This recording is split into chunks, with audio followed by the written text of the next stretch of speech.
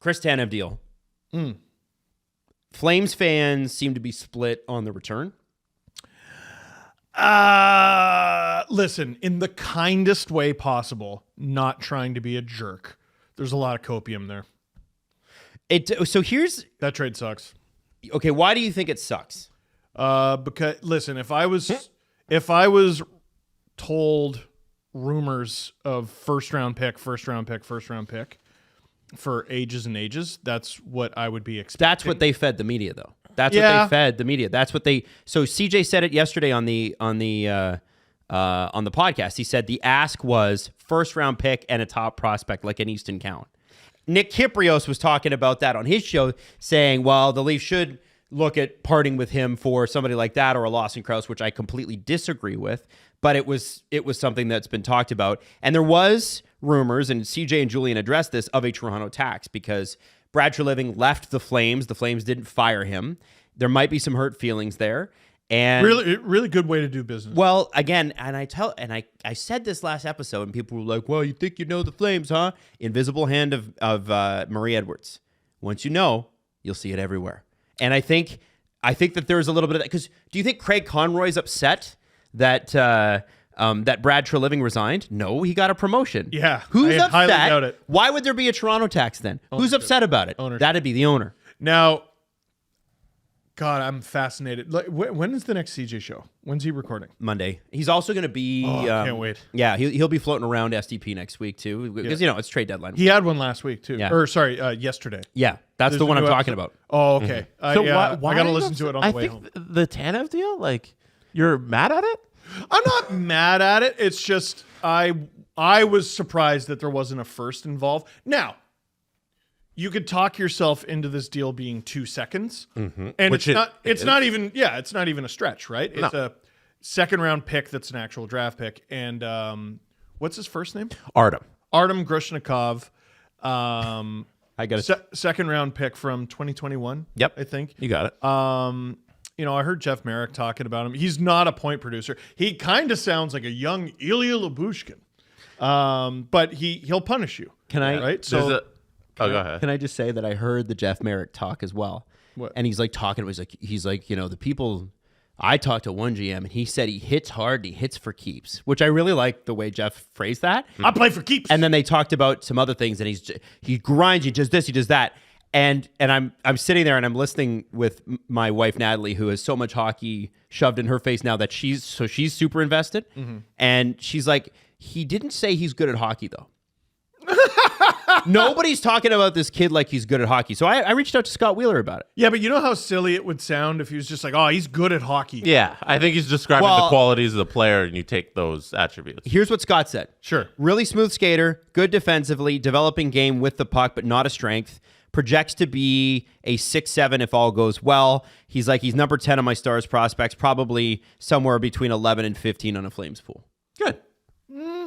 And really, for a expiring 34-year-old defenseman with injury history who's been healthy lately, Yes. fair. But I also think that shows that the market that the Flames were trying to create for Chirs Tanev just wasn't there. Yeah, and I think people are ignoring the context. Anybody who's really unhappy with the deal, you're ignoring the context around it. They weren't gonna. This was the price that everybody's willing to pay. It's a second. Clearly, the first was, hey, this is what we want, but it's not available. He's a UFA. He's old. There's an injury history there where you got to try and make this deal before he gets injured. If you're not going to hold him out of the lineup, and you got a prospect that they're very happy about because apparently the Flames have a lot of offensive defensemen in their system. They just want to supplant that with some guys who are more focused on defense, Nothing which they wrong got. with that. Nope. And a second round pick is still a second round pick, which is significant. I think it's nice work by Conroy. I have no problem with it. It's not bad. Yeah. It's not bad. You're not going to get they have all these players available, and you're not going to get a first rounder for all of them. Exactly. And your first rounder is coming from Hannafin. Yeah. And Well, CJ if they trade him. CJ was talking about how you can't leave everything to the last day because you No. can't Yeah. be doing all of them on one day. You got to make the deals, and they've been doing that. The last couple of weeks, they've already sent out a couple guys, and then now this is the next domino, and it wasn't going to wait till the 8th to do it. And Yeah. I don't mind it at all. I will say this. There was some criticism at the time when the Flames traded Zadorov, and we were like, oh man, wait to the deadline. You're going to get this. You're going to get. Well, we already know that's probably not the case. They weren't going to get all that. And now we're a week ahead of the deadline. They've traded Tanev. They've traded Lindholm. They've traded Zadorov. And now who do they got left? They've basically taken Markstrom off the market. So you got Hannafin, and like who else are we really worried about? Like, I don't think Anderson's going to go. I would be very surprised. I've never understood those rumors. No. I was excited about them, believe me. But I've never understood why Calgary, if they don't want to go full rebuild, why would you trade that player? I don't understand. So you're looking at trading Hannafin and maybe Jordan Osterley, And like, I am not building my entire trade deadline plan around Jordan Osterley. So No offense. Like, you know what I mean? now Conroy's left for his last week. He has to deal Noah Hannafin. He's going to get a boatload because he's a very good player, and you get to focus on that. And the thing about the Zadorov trade, it made sense because Vancouver was willing to pay the price that he set. Yeah. Same with the Lindholm deal. Winnipeg was willing to pay the price. So just do it now instead of just waiting on the fingers crossed that you can get something more. Just take the price. The getting Sharon Govich. Remember what I talked about? Like, your number one priority has to be resurrecting the career of Jonathan Huberdeau. He's found his guy. Yeah. From within. It just took him a while. But here he is. He's been like a point-a-game player for at least a few dozen games with Yegor Sharon Govich.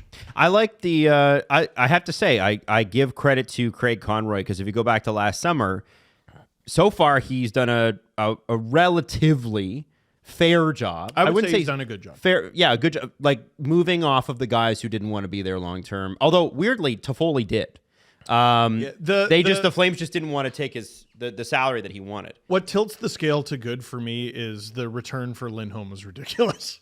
Yeah, and I would say Sharon Govich has been a surprise. He's been a better player than most people would have projected him to be.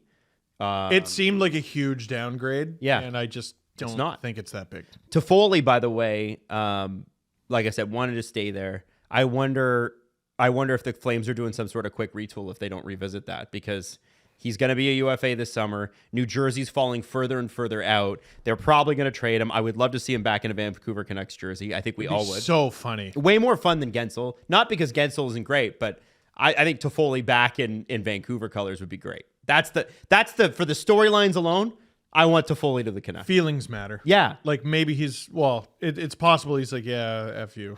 I don't want to come back. I don't think so. It's a different management group. It's possible. Right? Just saying. So, so interesting. Speaking of that management group, it looks as though... what is this all about? It looks as though the Vancouver Canucks got pretty close to trading Elias Pettersson to the Carolina Hurricanes. You just want to mention the other side? Dallas? Dallas. I think It's Dallas great ad. Jim Nill did great work. Yeah. Like, we say Calgary did a good job getting the assets they wanted, but I think Dallas did an even better job, if you want to look at it, getting the exact guy that they want without giving up anything that they care about. No, dude, he fits the Dallas Stars like a glove. Ugh. I know. They're going to be ugly to play against. Dude, as soon as I heard where he was going, I'm like, that friggin' sucks. Here's what I thought when I saw that. Edmonton's got to add more offense. Yeah. Vegas has got to add something too. Like, if Dallas makes a move like that, it probably costs Vegas and Edmonton more than they were expecting. That's interesting. I also think Colorado's got to make a move too, because especially Colorado, which is such an offensive-based team, right? Mm-hmm. And Dallas, which has been high scoring and less defensive since their Stanley Cup run, they still are pretty strong on defense. They're kind of punishing, and they're going to score a bunch now. Like, they are, I would say Dallas looks a lot like the Colorado Avalanche team that won the Cup. Mm-hmm. Ooh, oh my God! Please send this to Drew. He's gonna be mad. Don't let him hear that. But he would he would admit Colorado has one extraordinarily effective line and three others that really need a little bit of help. And their defense is still very good. Yes. What I would say is Colorado won the Cup with like a pretty mobile decor. Mm-hmm. They had Josh Manson, who they were like, "You're our default fight Patrick Maroon guy." And everyone else, you just sort of skate around with the puck. Whereas I think Dallas is more emulating what Vegas did last year. The defenders they have are huge. They are. Almost all of them are over 6 foot. There's some real heavy boys on there too. Something worth mentioning too. If you're Dallas and you're Jim Nill and you find out who Colorado, who Edmonton, who Vancouver, or who the Golden Knights are in on, you have a first round pick this year and next year to say, why don't we block that trade and just take whoever they want? Because they do that. They do that from time to time. And so, like, teams do that. Shenaniganery. Absolutely. Absolutely. So the great thing about what Jim Nill pulled off is that first round pick is a Dallas Stars first round pick. And if there's ever a year to get off your first round pick for Dallas, this would be the one. I don't know where their weakness is. Like, what are you going to go get? Do you need a weakness, or can you just give yourself a strength?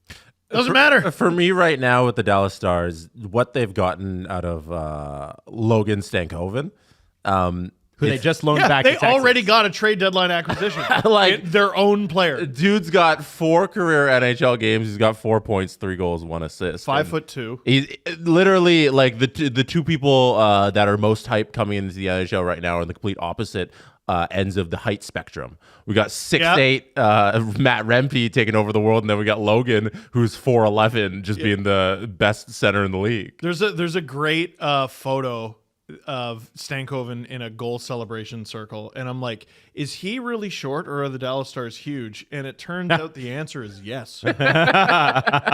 The answer is definitively yes. So the NHL's moving bigger again. Oh yeah, dude, I called love these this cycles on the show years ago.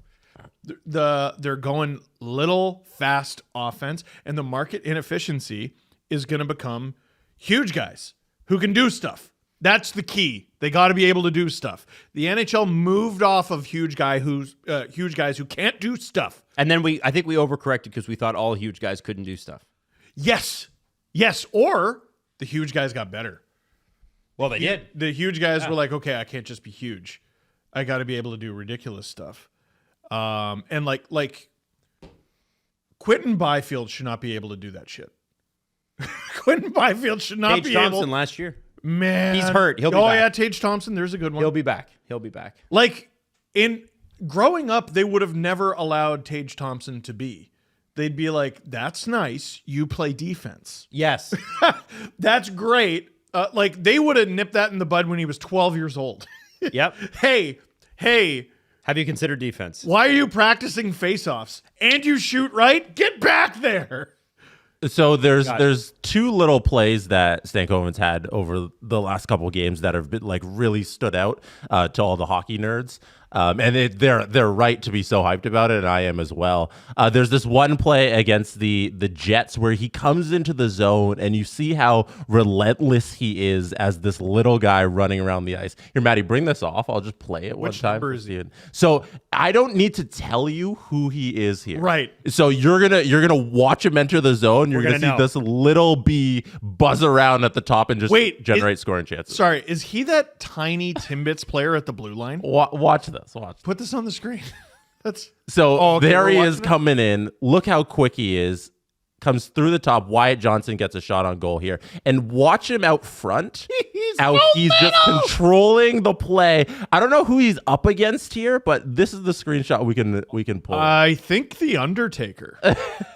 Look who he's battling out in front to create this goal. Everybody on the ice is bigger than him. That's the thing. It's like he's out there. Every single person who plays hockey is bigger than him, but he's getting position against all of these big guys and creating a goal out in front. It's the garbage goal that you fight for in front of the net, except he's the tiniest human and he's able to fight everybody for this goal. It's impressive stuff. With the Texas Stars this year, he has 57 points in 47 games. With the Dallas Stars, also in Texas, but not the Texas Stars. 3 goals, 1 assist in 4 games.